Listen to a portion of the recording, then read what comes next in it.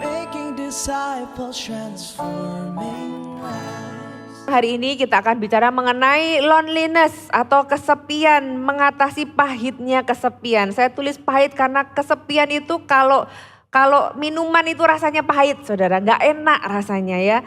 Kesepian adalah pengalaman yang banyak orang itu bisa alami dan hadapi. Kadang kita mau menghindari tapi tiba-tiba perasaan itu muncul. Dan kesepian itu bisa jadi sebuah penderitaan karena kesepian itu bisa jadi sewaktu-waktu terjadi atau dirasakan dan bisa hilang. Tapi ada juga orang itu yang mengalami kesepian selama sekian waktu. Jadi sekian waktu yang cukup panjang. Dan itu adalah emosi yang menyakitkan tapi juga tergantung bagaimana kita meresponinya. Kabar baiknya adalah kita bisa menemukan jalan keluar dan Tuhan memang tidak pernah berkehendak kita hidup di dalam kesepian. Ya, kesepian dan kesendirian itu hal yang berbeda, saudara ya. Kesepian itu ngomong tentang emosi yang terputus. Terjadi karena sebuah perpisahan terhadap sebuah hubungan. Jadi lost connection, saudara, tiba-tiba Anda telepon gitu ya, tiba-tiba putus hubungan. Nah itu membuat orang itu terisolasi dan merasa sendiri. Tadi itu ilustrasi, itu bicara tentang perasaan kita. Kita itu terputus, perasaan yang terputus dari orang lain. Enggak lagi terkonek dengan siapapun walaupun ada orang-orang di sekitar kita. Jadi ini bukan tentang keberadaan tapi tentang connection. Tentang hubungan, kita bisa terputus dengan orang-orang walaupun mereka ada di sekeliling kita. Dan kita bisa merasa jadi orang yang paling sendiri dan merasa sepi walaupun di tengah kerumunan banyak orang. Ya, kalau kesendirian, Anda memilih untuk sendiri karena apa? Anda mungkin mau istirahat, Anda mungkin kecapean, Anda mau tidur gitu ya. Aku gak mau diganggu, itu beda dengan kesepian. Kesendirian mungkin aku perlu sendiri untuk mencari ide-ide baru gitu kan. Ada orang yang mencari ide baru pergi ke tempat yang jauh dan sepi karena dia nggak mau ada berisik dan semuanya. Dia mau sesuatu yang clear, yang jernih, yang tenang gitu ya. Itu kesendirian dan itu beda dengan kesepian. Kenapa? Karena orang itu bisa tidak kesepian walaupun dia sendirian. Tapi orang itu bisa kesepian walaupun di tengah banyak orang. Dan bedakan juga antara kesepian dengan introvert ya saudara ya.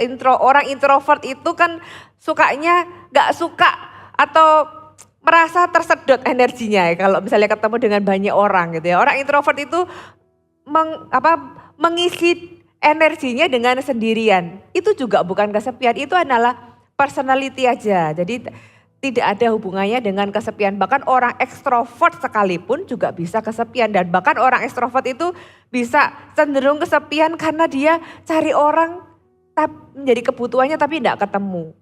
Saudara, itu beda. Kesepian adalah sebuah emosi yang siapa saja, mau dia ekstrovert, introvert, mau dia sendirian ataupun di tengah orang banyak, itu bisa terjadi karena ada hal-hal yang terputus atau sesuatu yang kita alami di dalam. Dan Tuhan mau kita bisa keluar. Tahukah saudara bahwa orang kesepian itu enggak bahagia? Kalau ada di antara saudara hari ini yang sedang mengalaminya, Anda pasti setuju dengan apa yang saya katakan. Anda merasa terisolasi gitu ya, secara batin Anda terisolasi. Anda enggak merasa punya kebahagiaan yang membuat Anda merasa fulfill dan komplit. Kadang-kadang yang terjadi adalah pikirannya terpecah, kita ingin melakukan sesuatu tapi gak jadi malah melakukan hal yang lain. Dan kadang-kadang malah membuang-buang waktu karena bertanya-tanya kenapa ya aku kok kayak gini tuh kenapa gitu. Mencari orang yang bisa membantu mereka tapi tidak menemukan, jadi malah semakin terpuruk gitu ya. Kesepian seperti wabah di masyarakat kita. Kita bisa memiliki segala sesuatu dibeli dengan uang, tapi kita nggak bisa membeli yang namanya hubungan. Bahkan di negara-negara tertentu, saudara, saya baca ada orang itu yang rela membayar mahal dan bahkan dibayar mahal demi menemani orang lain. Cuma nemeni ya, nggak ada interaksi fisik. Cuma nemeni ngobrol gitu ya, berjam-jam sejamnya itu ada tarifnya, saudara ya. Jadi kalau saudara hari ini Punya temen yang for free mau nemenin Anda, itu blessing loh saudara. Kalau di negara lain tuh bayar. Dan harganya juga gak mahal, jadi cuma nemenin ngobrol. Atau misalnya orang itu melakukan sesuatu dan just being there, hanya ada di sana gitu ya, untuk menemani dengan keberadaannya. Dan itu dibayar saudara. Betapa kesepiannya dunia ini sampai harus mencari dan harus membeli sebuah keberadaan orang lain. Kalau didefinisikan secara singkat, kesepian itu adalah kecemasan akibat perpisahan yang disebabkan oleh perasaan terputus dan tidak terhubung lagi. Jadi kayak gak ada koneksi dengan yang lain. Ini seperti kehilangan keintiman, tidak punya lagi rasa memiliki dan dimiliki. Ya kan, kalau orang kesepian itu dia gak merasa aku ini milik seseorang dan dia gak merasa memiliki seseorang. Dia hanya dirinya sendiri dan dia bahkan kehilangan dirinya sendiri. Sepi rasanya, perasaan ditinggalkan, diasingkan, terisolasi. Saudara, itu yang mungkin dijelaskan kadang-kadang orang gak bisa menjelaskan dengan kata-kata tapi hanya merasakan. Dan orang yang kesepian cenderung berpikir bahwa aku ini kenapa kok kesepian? Kenapa kok aku ini gak punya siapa-siapa? Karena aku ini bukan siapa-siapa. Karena aku ini gak berharga. Karena aku ini gak punya sesuatu sehingga tidak ada yang bisa aku tawarkan ke orang lain. Saudara, itu bergumul dengan perasaan itu. Tahukah saudara bahwa kalimat-kalimat itu adalah sebuah kebohongan?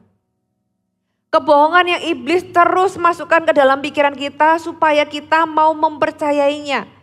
Dia akan memberikan bukti-bukti, berusaha memberikan bukti-bukti itu kan, sungguhan kan, tuh buktinya orang itu nolak kamu. Ya, ibarat sebelumnya saya khotbah tentang penolakan. Penolakan itu yang tidak ditangani dengan baik bisa berujung kesepian, depresi dan selanjutnya. Saudara, ketika kita kesepian, iblis akan semakin memberikan bukti. Tuh kan memang gak ada orang yang mau sama kamu. Kamu tuh memang bukan siapa-siapa. Dan kalau iblis gak berhasil mengatakan bahwa kamu bukan siapa-siapa, iblis akan mengatakan bahwa kamu itu gak punya siapa-siapa. Gak ada orang yang mau sama kamu. Kamu itu gak ada bagus-bagusnya sampai orang mau sama kamu. Saudara, kalau Anda bergumul dengan itu sampai hari ini, siang hari ini firman Tuhan untuk Anda dan Tuhan mau membebaskan Anda, amin. Jadi percayalah bahwa itu adalah sebuah kebohongan. Pikiran-pikiran yang muncul demikian. Dan iblis berusaha membuat Anda membandingkan dengan orang lain. Pikiran Anda berusaha, iya memang benar. Karena itu tadi dengan bukti-bukti entah dengan peristiwa atau dengan membandingkan. Saudara, ya memang benar aku ini bukan siapa-siapa. Ya memang benar aku ini gak punya siapa-siapa. Gitu ya, kita bandingin orang lain. Kita lihat video di sosial media, makan sama siapa, padahal mungkin cuma buat foto aja, habis itu gak makan bareng. You never know, tapi kita lihat di sosial media, wah enak ya ketawa-ketawa gitu ya, padahal cuma buat konten ya, kita gak pernah tahu juga. Tapi kita membandingkan diri dengan orang lain, atau mungkin seseorang yang kita lihat di depan mata kita. Wah orang itu akhirnya membuat kita semakin, itu kayak lingkaran setan yang muter-muter tambah semakin dalam. Saudara, ini bicara tentang identitas Anda. Dan itu yang iblis itu mau hancurkan. Dan ketika kita bergumul dengan ini dan gak bisa keluar, sebenarnya apa sih tujuannya? Apakah hanya supaya kita merasakan ketidaknyamanan dan sakit hati? Enggak.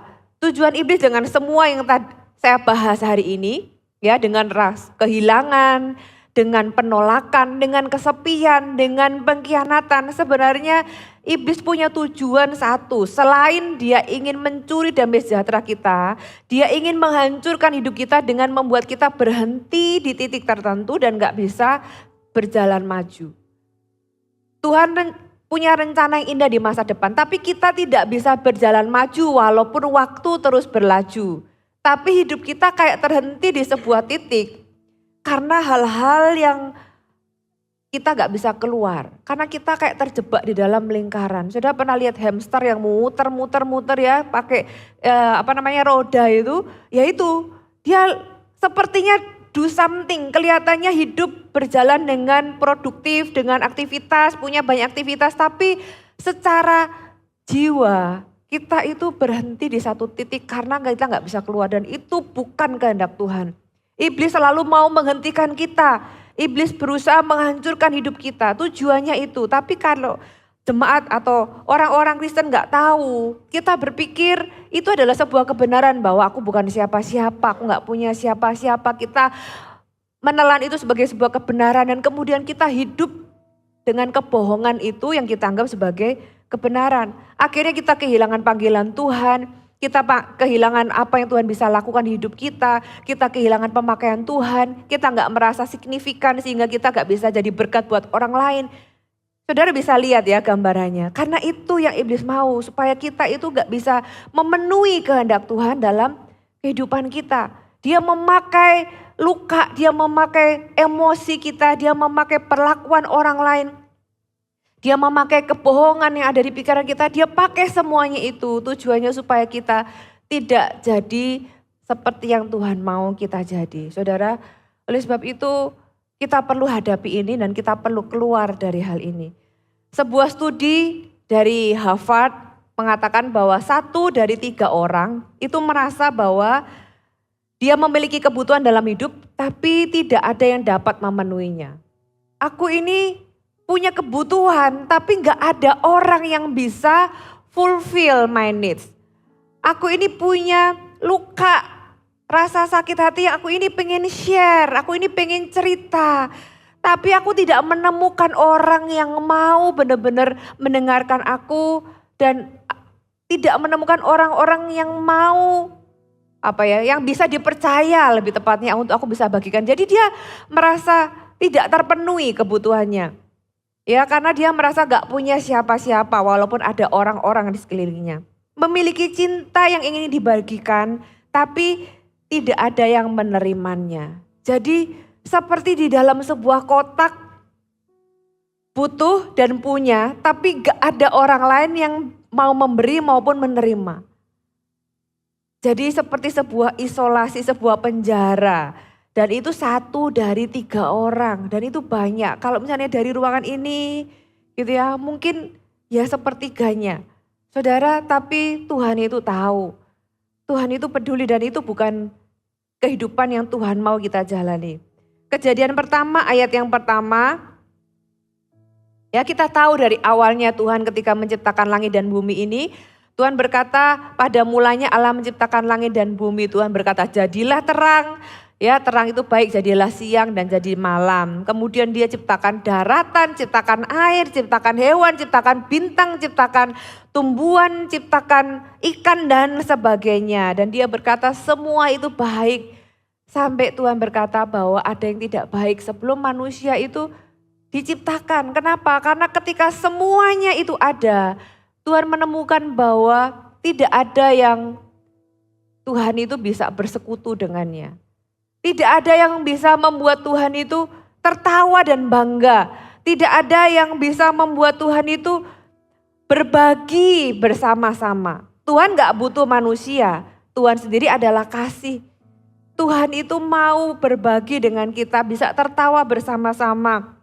Menikmati hubungan bersama-sama. Sampai akhirnya manusia diciptakan. Tuhan berkata bahwa sungguh amat baik. Tapi dari amat baik itu downgrade lagi menjadi tidak baik ketika manusia itu seorang diri saja. Adam itu sendirian pada waktu itu. Adam gak kesepian. Kesendirian aja membuat Tuhan berkata tidak baik. Jadi Adam gak kesepian. Dosa belum masuk ke dalam dunia ini. Adam bersekutu dengan Tuhan, makanya Adam itu tahu ketika Tuhan datang, dia dengar langkah, dia tahu itu suara Tuhan.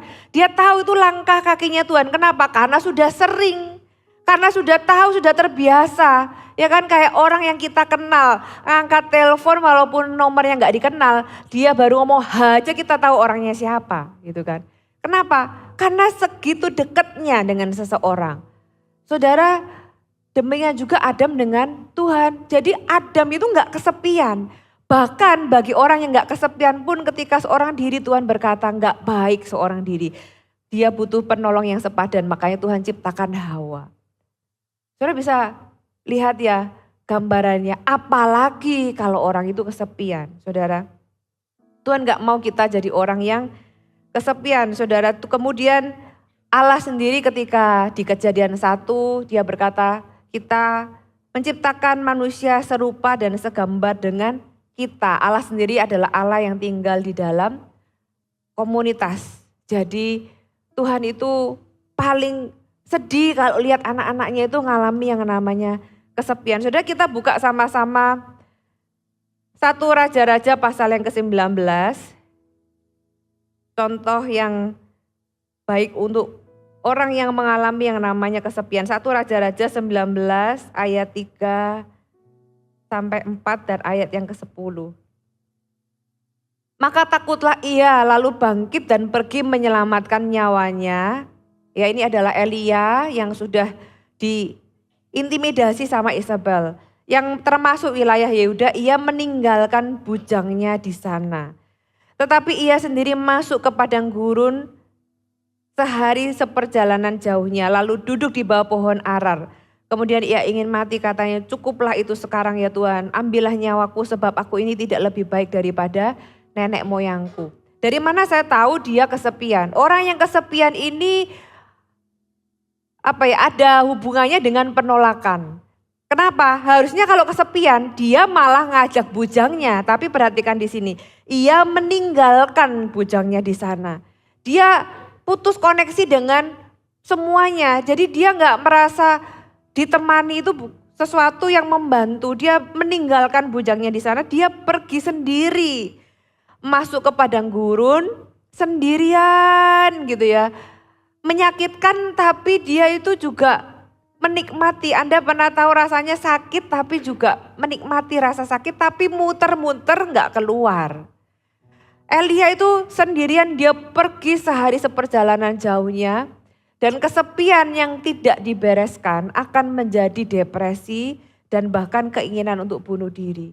Elia itu berkata, sudah Tuhan, ambil aja nyawaku, sudah cukup, aku gak lebih baik. Dia merasa gagal jadi nabi. Karena apa? Karena dengan semua mujizat yang dia lakukan tidak berhasil membuat orang Israel berbalik kepada Tuhan. Dia merasa gagal, dia merasa sudah sendirian gitu ya. Dia terputus dengan semua orang lainnya. Ayat yang ke-10.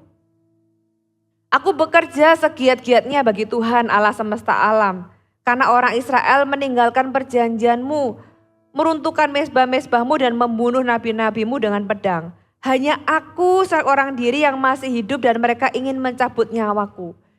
Ini dia, orang yang kesepian itu percaya sebuah kebohongan bahwa ya cuma dia sendiri yang tinggal.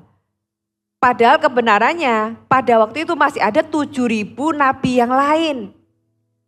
Tapi orang yang kesepian itu mempercayai kebohongan tersebut. Aku ini gagal, aku bukan siapa-siapa. Yang aku lakukan itu gak signifikan. Gak ada orang yang mau sama aku dan cuma aku sendirian. Seolah-olah gak ada orang lain. Saudara, Tuhan dari dulu tidak pernah ingin kita hidup sendirian. Di CG itu ada motonya don't do life alone. Gitu ya, ada lagunya juga. Don't do life alone. Kita gak pernah meant to be alone in this life. Saya tadi bilang kalau Tuhan itu mau kita hidup sendirian gitu ya, Tuhan akan ciptakan satu orang satu planet. Supaya kita tinggal sendirian di planet itu. Tapi buktinya kan enggak. Tuhan buat kita semua tinggal di planet yang sama. Berarti Tuhan mau kita itu punya hubungan satu dengan yang lain. Tuhan itu tahu yang namanya rasa sakit ditinggalkan, rasa sakit sendirian, rasa sakit kesepian. Oleh sebab itu Tuhan itu berkata di Yohanes 14 ayat yang ke-27. Kita buka sama-sama Yohanes pasal yang ke-14 ayat yang ke-27. Damai sejahteraku kutinggalkan bagimu, damai sejahteraku kuberikan kepadamu, dan apa yang kuberikan tidak seperti yang diberikan oleh dunia kepadamu. Janganlah gelisah dan gentar hatimu. Saudara, kalau orang kesepian ya pasti dia gak punya damai sejahtera. Tuhan itu tahu, dan ketika Tuhan mau naik kembali ke surga, Tuhan berkata bahwa aku akan memberikan seorang penolong, seorang penghibur yang akan menyertai kamu. Tuhan itu bukan Tuhan yang tinggal bye-bye gitu ya. Tuhan itu tahu bahwa kita itu butuh seseorang yang terus menyertai supaya kita itu nggak kesepian. Orang Kristen yang kesepian itu harusnya tidak terjadi. Itu tidak seharusnya terjadi bagi orang-orang yang tahu bahwa Tuhan itu memberikan seorang penolong baginya. Saudara, tapi saya mau beritahu Anda bahwa kesepian itu bukan dosa. Sama seperti luka lainnya.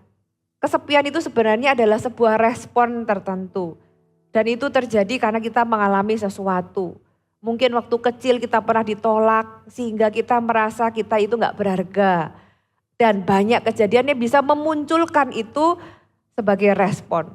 Itu bukan dosa, itu juga bukan kelemahan, tapi sesuatu yang kita harus tangani supaya tidak menjadi kesalahan atau menjadi buruk di dalam kehidupan kita. Ibrani 13 ayat yang kelima ditulis, Tuhan berjanji untuk tidak pernah meninggalkan kita dan Tuhan tidak pernah mengabaikan kita. Aku tidak akan meninggalkanmu dan tidak akan mengabaikanmu. Itu janji Tuhan untuk kita semua. Oleh sebab itu betapa berbahagianya dan bangganya kita punya Tuhan yang peduli sama anak-anaknya. Saudara bisa cari deh Tuhan di luar sana. Gak ada Tuhan itu yang sama kayak Tuhannya kita. Tuhan itu esa, orang lain menganggap punya Tuhan yang lain. Tapi Tuhan kita, Tuhan yang very personal.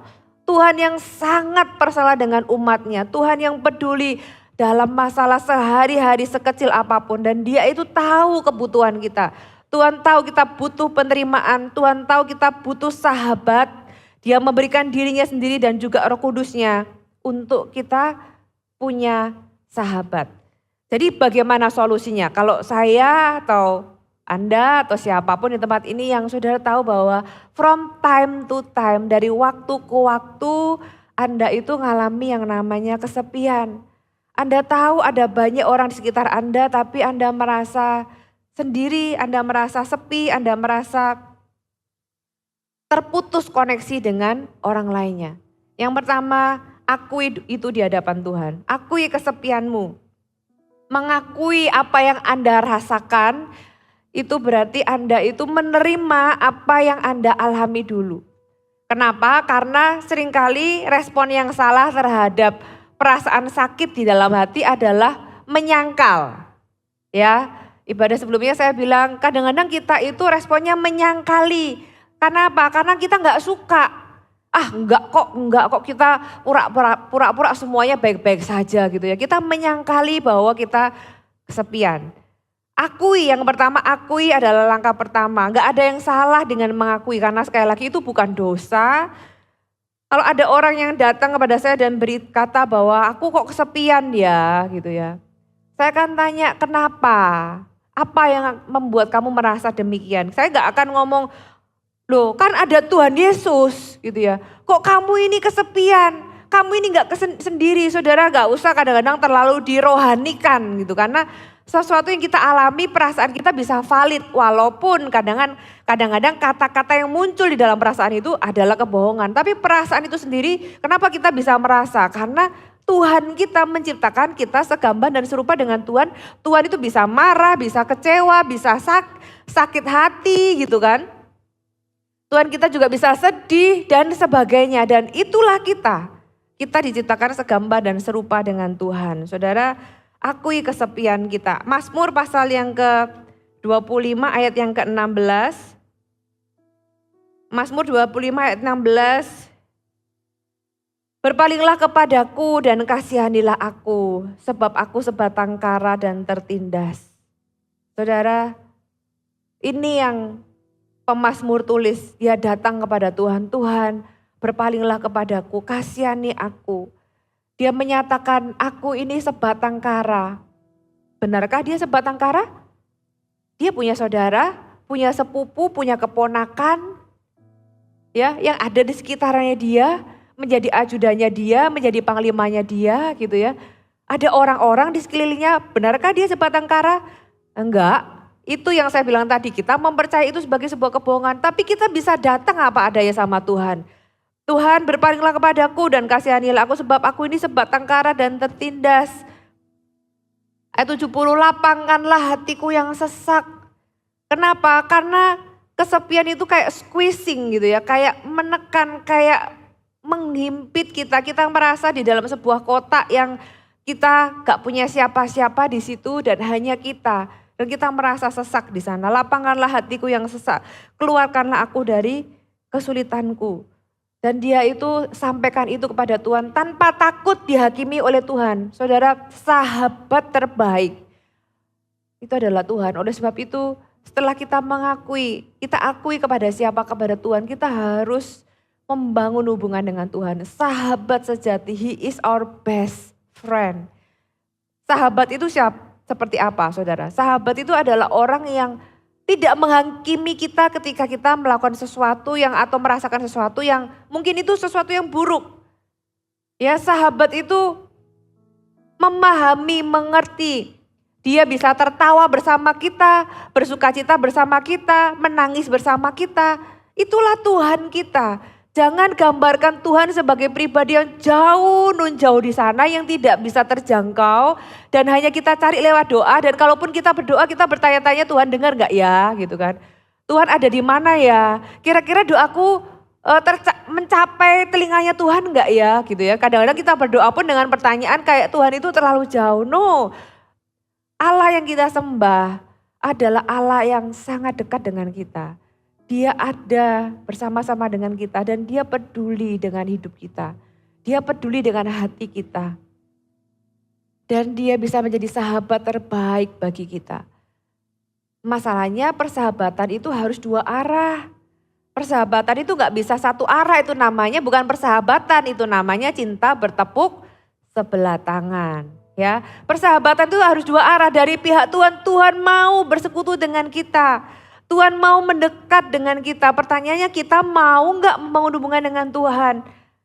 Saudara, bangunlah hubungan dengan Tuhan. Saudara bisa datang apa adanya. Bahkan ketika Anda sedang gagal, ketika Anda sedang kesandunglah berdosa gitu ya. Saudara, jangan jauh dari Tuhan. Jangan izinkan iblis menipu Anda dengan berkata bahwa kamu gak layak datang sama Tuhan. Kamu habis jatuh dalam dosa. Kamu gak pantas. Tuhan pasti menghukummu, Tuhan pasti gak mau kamu.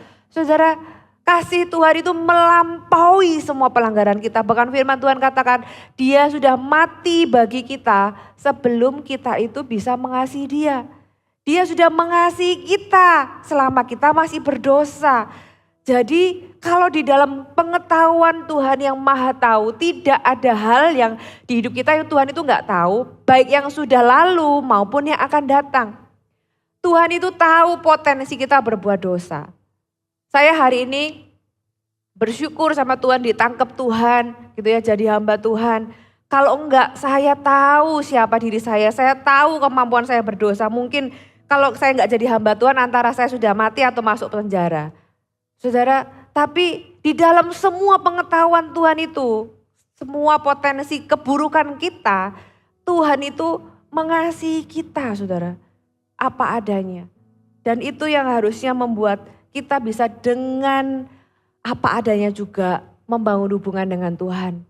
Kalau ada yang selama ini Anda menarik diri dari Tuhan karena Anda mempercayai kebohongan bahwa saudara gak layak, Tuhan itu jauh dan sebagainya. Siang hari ini ayo kembali kepada Tuhan.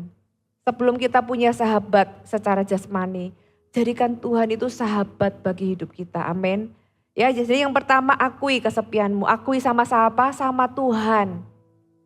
Ya, datang sama Tuhan. Yang berikutnya bukan hanya datang menceritakan dan mengakui, tapi bangunlah hubungan dengan Tuhan. Mungkin poin-poin ini sepertinya klise, tapi saudara memang gak ada jalan lain.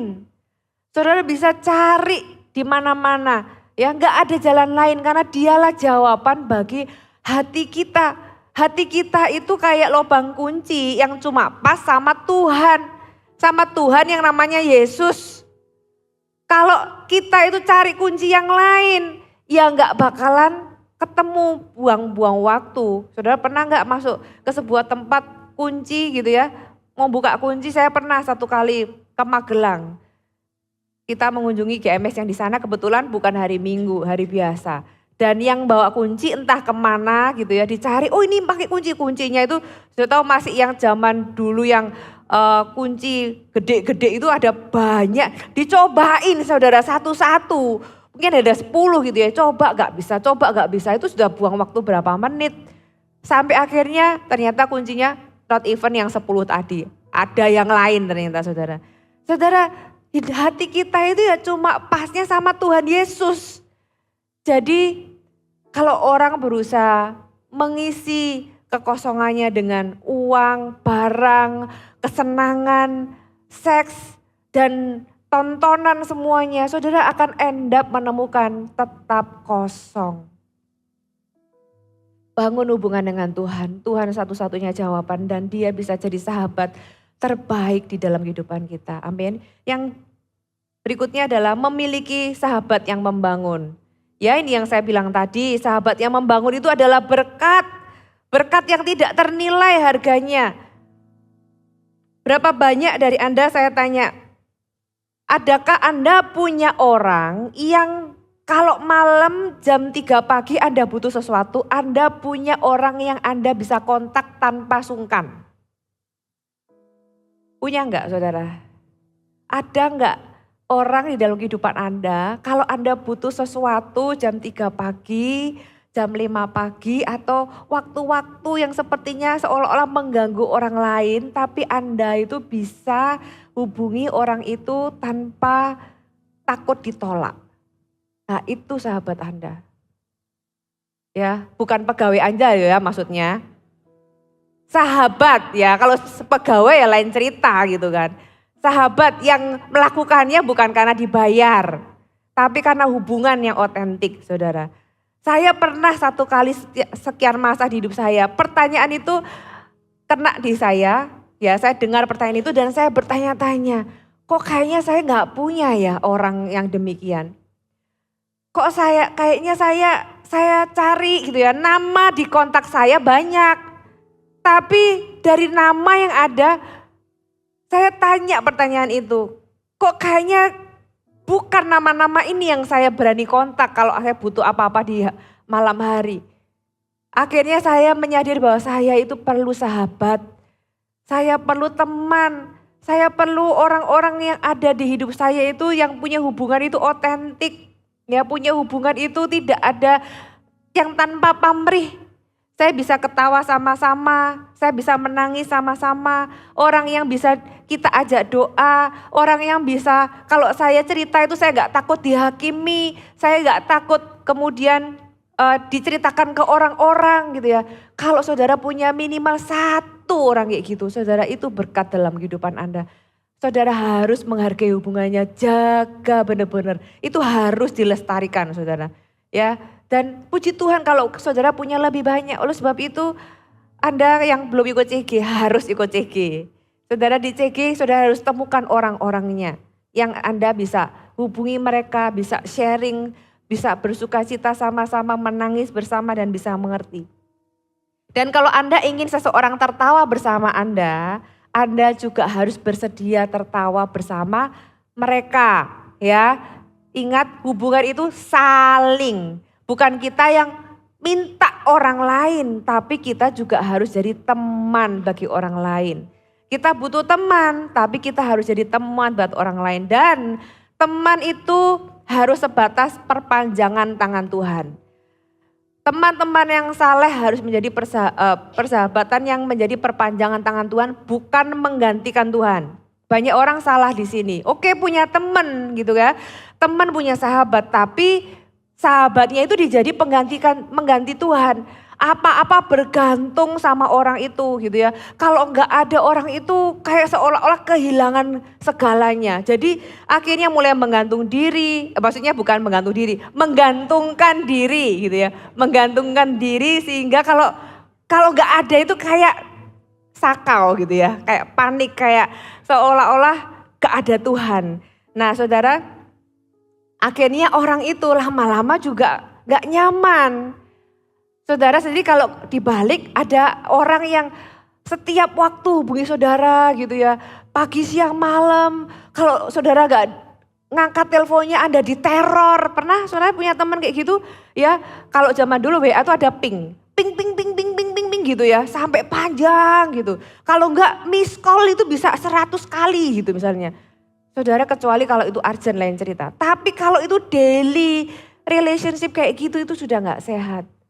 Saudara kalau kita jadikan orang lain sebagai pengganti Tuhan, orang itu akan meninggalkan kita dan kita akan punya double problem. Problem yang pertama adalah kita masih merasa kesepian. Problem yang kedua adalah kita merasa tidak layak punya teman. Jadi malah double problem. Jadi kita perlu memang punya komunitas orang-orang yang membangun kita. Tapi jadikan mereka kepanjangan tangan Tuhan. Tetap yang pertama, the source atau sahabat sejati kita adalah Tuhan sendiri. Manusia tidak akan pernah bisa menggantikan Tuhan di hidup kita. Ya, Tuhan itu segalanya yang kita harus bangun hubungan yang pertama-tama. Kemudian ada ruang yang memang Tuhan mau kita mendapatkan dari sesama kita, komunitas kita. Jadi pastikan Anda punya teman-teman. Kalau hari ini Anda nggak punya orang yang saya bilang tadi bisa dihubungi tanpa pamrih malam-malam, berarti ini waktunya Anda membangun hubungan. Temukan orang-orang yang bisa menjadi sahabat sejati dan jadilah sahabat bagi mereka. Yang terakhir, hiduplah di dalam firman karena kesepian itu rentan sekali dengan kebohongan. Dan satu-satunya antidot untuk kebohongan adalah kebenaran. Apa yang membuat kita bisa tahu bahwa ini itu bukan dari pikiranku, tapi ini adalah kebohongan dari si jahat ketika kita tinggal di dalam kebenaran. Kalau kita gak pernah baca firman, kita gak pernah tahu kebenaran, kita akan dengan mudah dibohongi. Ya, strategi iblis itu dari dulu ya itu aja kok saudara, gak berubah. Dan sebenarnya solusinya juga sama. Kita tinggal di dalam kebenaran sehingga ketika kita diberitahu bahwa kamu gak berharga, kamu bukan siapa-siapa, kamu gak punya siapa-siapa dan sebagainya.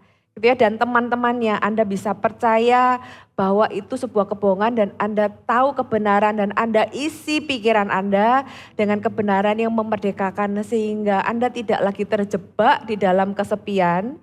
Anda bisa keluar karena apa yang membuat orang itu tinggal di dalam kesepian adalah kebohongan itu sendiri. Karena dia mempercayai kebohongan itu sendiri makanya dia tetap tinggal di dalam kesepian.